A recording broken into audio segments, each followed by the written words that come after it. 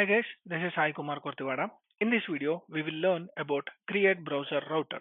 So how this createBrowserRouter utility works. And this is one of the data API which is given by our React Router DOM in version 6.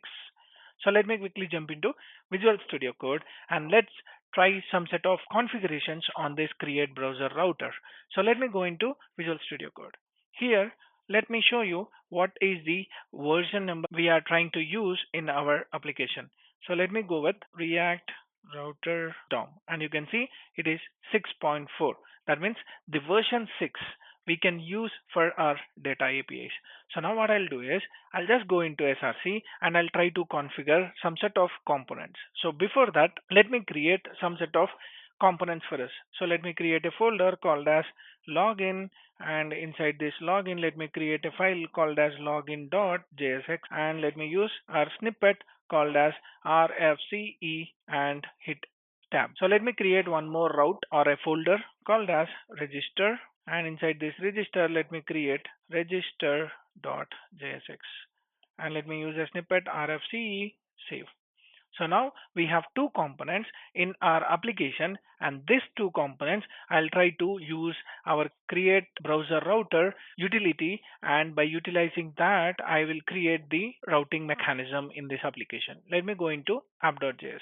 So inside this app.js, before using data APIs, we were using elements which helps us for configuring our routings. So here what I'll do is no need of doing all that. Instead, we can use something called as RouteProvider. This is one component which is given by our data APIs again, and this component helps us to configure our routes. So it has a property called as router. This router will take one array of values.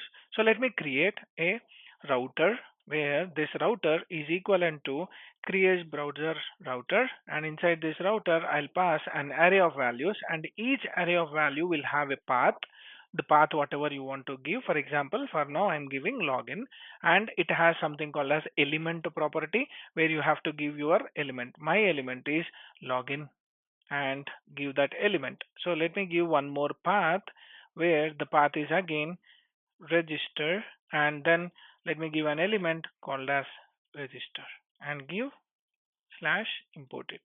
Now this is our create browser router utility response function. Whatever it is returning, that return statement or the return values will be passed to this router. So let me give here as router. Let me save this. Now let me go into the browser and check these two routes whether they are navigating properly or not by using the URL. So let me go here, and it is showing unhandled exception. So this exception is also handled by our React Router DOM itself by using data API.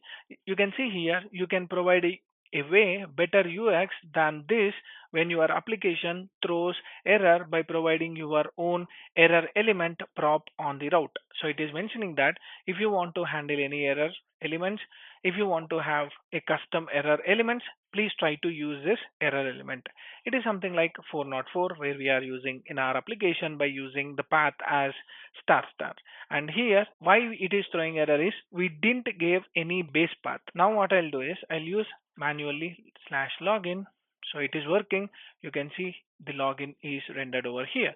And let me give the same way called as register, and the register is also working as expected.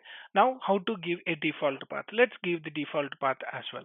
So here the default path is something like empty path, and here I'll use an element which is equivalent to our login and save this. Go here. Now even if you give empty, it works and it navigates to login component. Before it is throwing error. Why? Because we didn't configure the path as empty, that is default path. So now I have configured the default path which is pointing to login component, hence it is showing the login component in the route whenever we are navigating. So now this configuration itself provide as a data API layer, and that data API layer of our complete routes are passed to our route provider, and the output will be shown here based on the path matching with the URL. So here whenever it matches with slash login, then you can see login. Whenever it matches with register, you can see register. So that's how the path, whatever it matches, this router provider will be replaced with that particular element. Let me show you that as well. If you inspect, you cannot see that router provider or route provider. You are seeing the original content instead of route provider. So this route provider will act like a outlet, and it acts like a placeholder for your each and every route, and the content will be managed. So that's how your routing configuration can be done by using create browser router API. So we will enhance more, and we will also learn other properties what are possible in this create browser router in the upcoming videos. Hope this gave you a glance about create browser router and how to configure in a basic manner, and how this helps us and how we can go forward. In the upcoming videos, we will cover everything end to end regarding this create browser router. That's it for this video. Hope you like my explanation. If you like my video, like, share, subscribe to my channel for more updates. Signing off. Thank you.